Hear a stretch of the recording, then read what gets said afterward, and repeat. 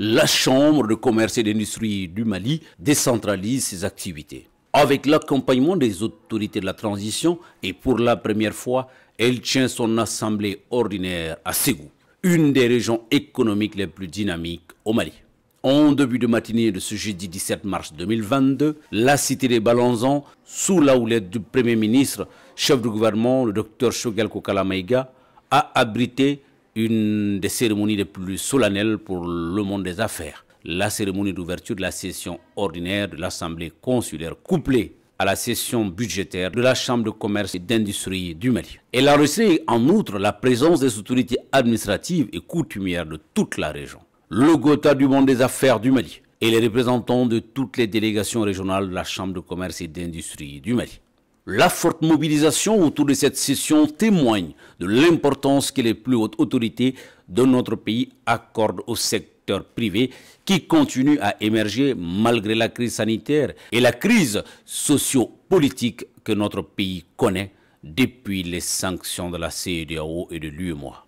Ayant dédié son mandat au consensus, le président de la Chambre de commerce et d'industrie du Mali, Youssouf Bathily, a rappelé les efforts que déploie son bureau depuis leur élection jusqu'à nos jours. Je dois rappeler que de notre élection, le 11 mars 2021,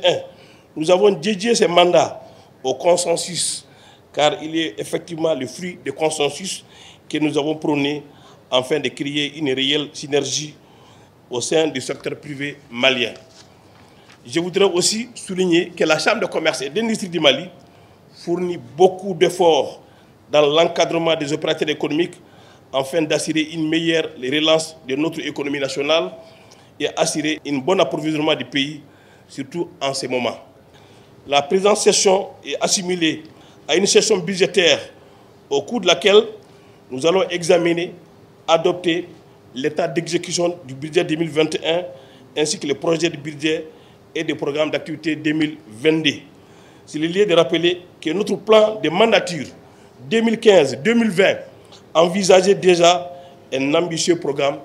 de réalisation des infrastructures et équipements qui soutient les activités des entreprises nationales. Pour terminer, le président Youssouf Bathily a sollicité l'accompagnement des plus hautes autorités de notre pays afin qu'ils puissent achever les chantiers d'ores et déjà entamés pour un meilleur épanouissement du secteur privé malien. Il y a lieu aussi de reconnaître que les ambitions que nous avons nourries afin de contribuer au développement de notre pays ont parfois manqué d'accompagnement nécessaire des autorités. En guise d'illustration, la Chambre de commerce et d'industrie du Mali avait demandé l'acquisition d'une parcelle de 50 hectares dans la zone économique, zone aéroportière, en vue de réaliser un centre multidimensionnel, moderne, avec des malls, des grandes surfaces et des parcs d'exposition de Bamako et au standing de normes internationales.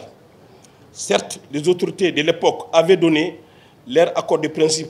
mais malgré les multiples démarches, ce dossier n'a pas suivi d'évolution et reste bloqué, Monsieur le Premier ministre. Raison pour laquelle nous sollicitons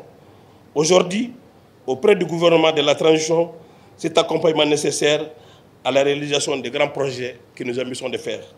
Quant au chef du gouvernement, le Dr Choguel Kokala Maïga, bien drapé dans son traditionnel boubou, a salué la résilience du secteur privé face aux sanctions sous-régionales que notre pays subit et continue de subir.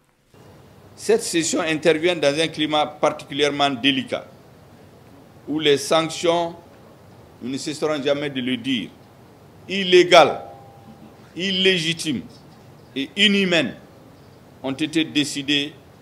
contre notre pays par les organisations sous-régionales depuis le 9 janvier. Malgré cette crise,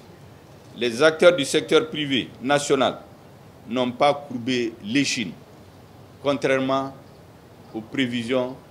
des oiseaux de mauvais augure. Au contraire, les opérateurs économiques maliens ont redoublé d'efforts afin que nos populations ne manquent de rien, en dépit de ces sanctions infligées à notre peuple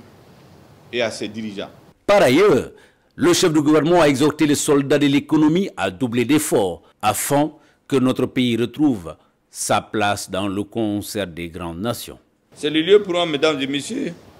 en ma qualité de Premier ministre et chef du gouvernement, de féliciter le président et l'ensemble des membres du bureau de la Chambre de commerce et d'industrie du Mali, ainsi que tous les importateurs et exportateurs, les industriels, pour avoir travaillé à l'approvisionnement régulier du pays en produits de première nécessité. C'est pourquoi je voudrais vous exhorter, en votre qualité de soldat de l'économie, à plus d'engagement patriotique, afin que le Mali renoue très rapidement avec un climat de sécurité et qu'il retrouve sa pleine souveraineté sur l'ensemble de son territoire. Pour terminer, le Dr Choguel Koukala Maïga a invité le président de la Chambre de commerce et d'industrie du Mali à prendre attache avec les autorités compétentes pour trouver ensemble des solutions aux différents problèmes signalés par celui-là.